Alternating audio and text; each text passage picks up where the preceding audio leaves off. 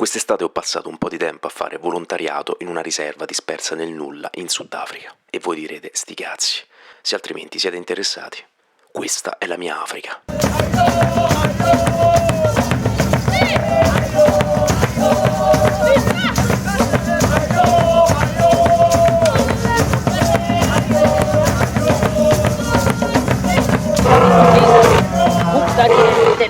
La riserva si trova vicino Port Elizabeth, nella regione del Capo Orientale, regione a maggioranza etnica Xhosa, che è anche il nome della lingua dell'etnia.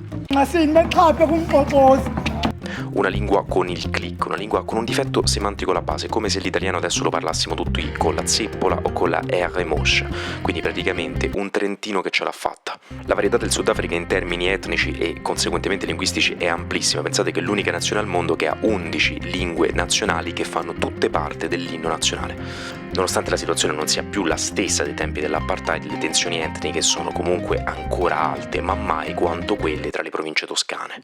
Questa varietà si denota anche dal punto di vista urbano, infatti prima di arrivare alla riserva per chilometri incontriamo baracche, le slums, e anche gli eventi quotidiani che fanno parte della vita metropolitana del Sudafrica sono particolari. Questo ce lo sottolinea anche la responsabile. Don't attempt to say it's a walking distance. As long as it's more than 100 meters, don't attempt. Arriviamo nella riserva, io mi aspetto tutt'altro, un villaggio polveroso, invece mi ritrovo una riserva quasi di lusso, a parte il posto in cui dormiamo, che è ricoperto dal packaging delle merendine Fiesta, e dove faccio una scoperta allarmante, non so se fresca oppure tardiva, ma al momento in cui ci corichiamo non riesco praticamente a dormire per i suoni che si sentono di fuori.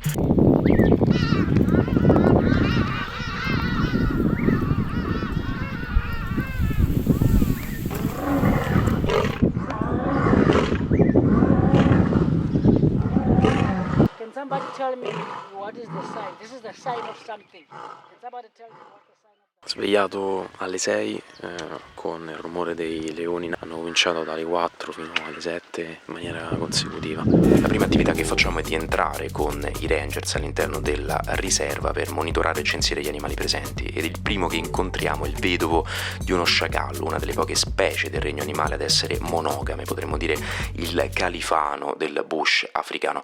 A seguire incontriamo un gruppo di impala strutturate in un gruppo costituito da sole femmine e un solo maschio, che è l'unico ad avere il diritto ad accoppiarsi con tutte queste femmine, diciamo uno delle poche specie animali che ha impostato la propria cultura sui principi delle suffragette. A seguire troviamo un'antilope detta Springbok, che fu il motivo per il quale Nelson Mandela chiamò la squadra di rugby Springboks, proprio perché per la sua varietà multicolore rappresenta la varietà multietnica del Sudafrica, la stessa varietà multietnica che rivendica l'intera Puglia. A seguire incontriamo una coppia di ippopotami, animali estremamente docili, secondo la Disney, non nella natura, facendo circa 500 morti l'anno nel loro pieno diritto, riconosciamo. A seguire incontriamo un facocero, uno dei simboli del Re Leone, film attraverso il quale sembra che Xavier Dolan sia stato ispirato nel cominciare a fare i propri film. Ed è soltanto alla fine che incontriamo il re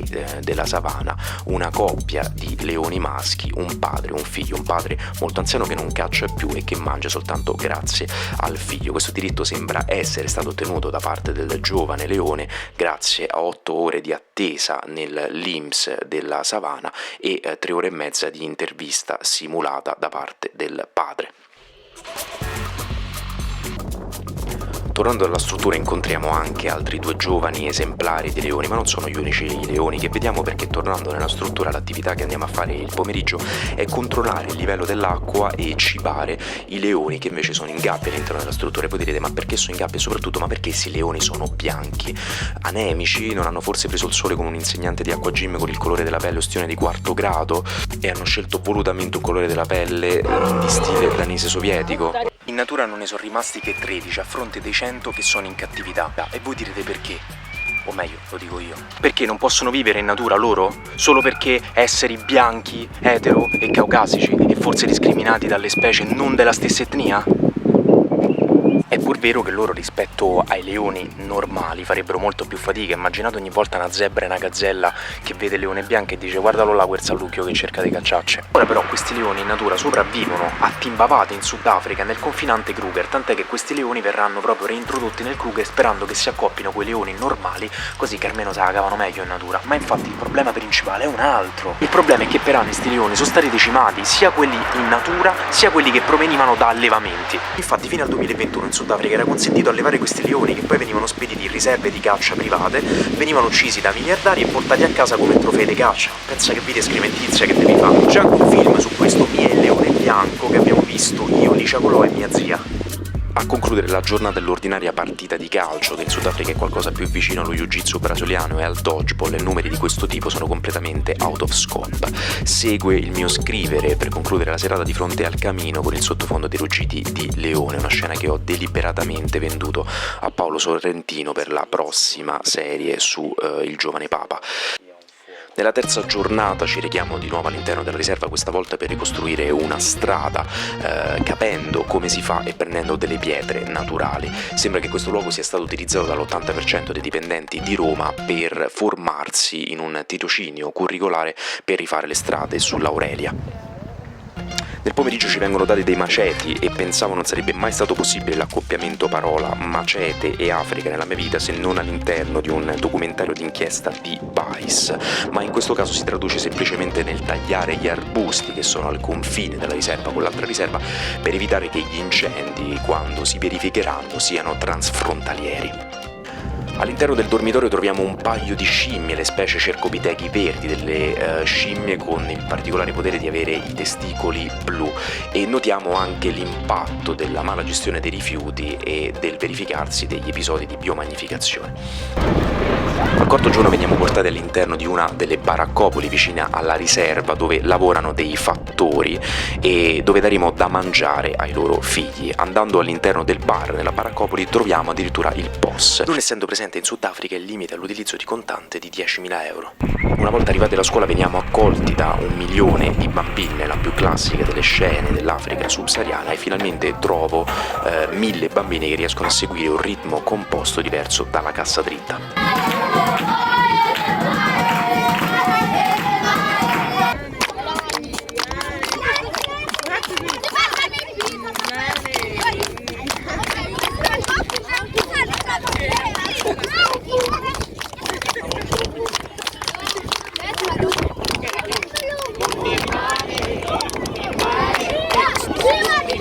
Voi vi chiederete, ma perché ci sono tutte queste baraccopoli, queste slums in Sudafrica, nonostante sia una delle economie più sviluppate dell'Africa? Nonostante l'apartheid sia stato debellato ufficialmente 33 anni fa in Sudafrica, i risultati, i frutti di quelle politiche dal punto di vista urbanistico sono ancora evidenti, ed è molto semplice vedere in città come Johannesburg, nella stessa provincia di Cape Town, delle città divise in due: da una parte i quartieri bianchi dove sono ancora presenti ville ricche dalla buona architettura, accanto a baracche fatte di laminato, di qualsiasi espediente, dove vivono la maggior parte delle etnie nere, Xhosa, Zulu, Dembele. E questa divisione è ancora evidente, e soltanto recentemente alcune delle persone che furono confinate all'interno di queste zone specifiche, le uniche dove potevano vivere, stanno tornando a vivere dove originariamente vivevano molti anni prima che fossero introdotte le politiche di apartheid.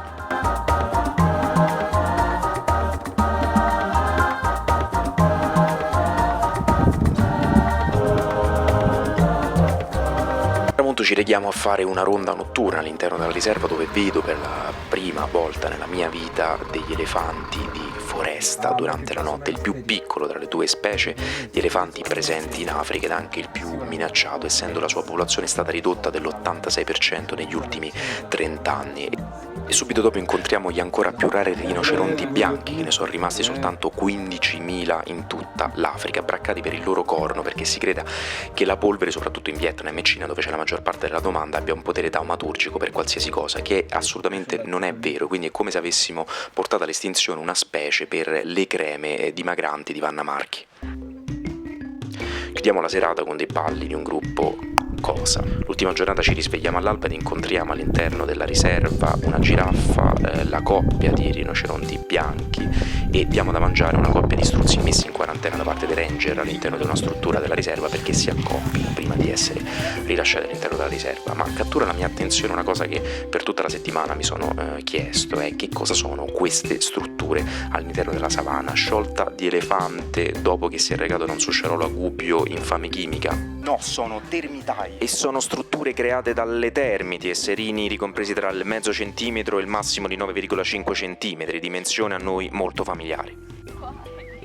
Possono arrivare a un'altezza di quasi 7 metri al massimo, quindi 2 volte questo camion alle mie spalle. Se le termiti avessero la dimensione di un uomo, potremmo dire che queste strutture sono come grattacieli a 200 piani, strutture ingegneristiche che possiamo vedere soltanto dalla Salerno-Reggio Calabria. Tutta la parte alta serve per ventilazione, perché altrimenti non ci sarebbe abbastanza ossigeno all'interno del termitaio. In lingua cosa li chiamano imbobani. Non mi chiedete perché ho fatto il click, perché la lingua cosa è una lingua con un difetto logopedico alla base. Ora, i termitai hanno un ruolo fondamentale per immagazzinare umidità, e non a caso se vedete la vegetazione si concentra proprio attorno ai termitai per un motivo. Questo perché le gallerie sotterranee termitai sono piene di umidità, piene d'acqua, perché le termiti vanno nella falda acquifera, prendono l'acqua, la mescolano alla propria saliva insieme al terriccio e creano queste gallerie, e quindi la vegetazione tende a stare là perché palesemente c'è più acqua. Per questo motivo qua i termitai hanno un ruolo fondamentale contro la desertificazione, quindi portiamo le termiti in Sicilia così evitiamo che Catania mi diventa, lo sapete già, il deserto dell'Atacama.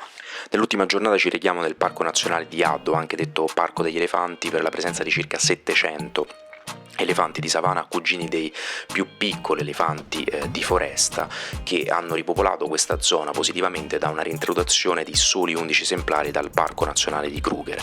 Una breve spiegazione. Quello che vedete alle mie spalle è un mega chad di elefante bianco ed è arrivato a queste dimensioni grazie a una scheda personalizzata di Danny Lazzarin. Secondo i dati storici, ogni 15 minuti viene ucciso un elefante. E voi direte per l'avorio, ma cosa serve l'avorio? Per statuette ornamentali, strumenti religiosi, gioielli, monili, una parola che non sentite da quando mangiavate gli omogenizzati e c'era ancora Enrico Brignano in Un medico in famiglia. Pensate che originariamente anche le palle di biliardo erano fatte in avorio. L'invenzione della plastica nasce proprio dall'esigenza di trovare un materiale alternativo all'avorio per le palle da biliardo. Quindi ogni volta che andate in bisca e dopo 45 minuti state cercando di imbucare la 15 insieme a Sergio, appassionato per la sambuca e i picchetti della Conference League, sappiate che indirettamente state facendo qualcosa di molto etico. Ora, dal 1989 il mercato internazionale delle zanne d'avorio è stato chiuso, ma c'è un ma. Ora, le zanne che i paesi dell'Unione Europea avevano da prima del 47, quindi gli stock coloniali, potevano essere commercializzati senza certificazioni. Un'indagine del 2018 ha però rivelato che la maggior parte di quelle zanne, il 55%, erano illegali, quindi appartenenti a delle zanne d'elefante molto più recenti, non prima del 47. La lavorazione nell'Unione Europea era importantissima, ma la domanda per la Cina ancora di più.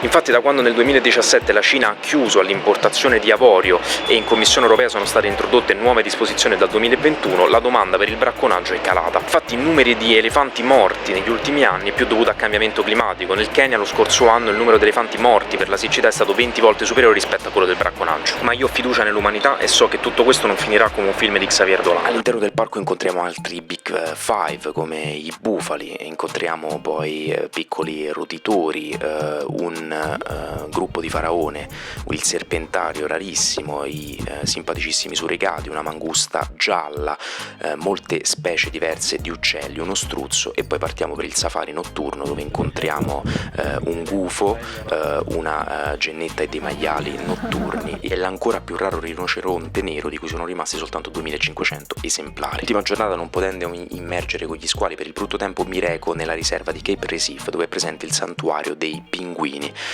che vengono recuperati spesso per problemi legati alle perdite, gli oil spill di petrolio delle piattaforme che sono presenti all'interno della Nelson Mandela Bay dove mi trovo, tant'è che il giorno successivo trovo un cimitero lungo la spiaggia, delfini, serpenti e squali spiaggiati all'interno della stessa spiaggia, proprio derivato spesso dagli effetti che ha avuto sull'ecosistema le perdite di petrolio. Ma non è soltanto l'unico problema, c'è un problema universale legato per esempio alla presenza di plastiche e alla mala gestione dei rifiuti o derivati da fonti terrestri o da quelle di pesca, come nel caso di questo cormorano. E che se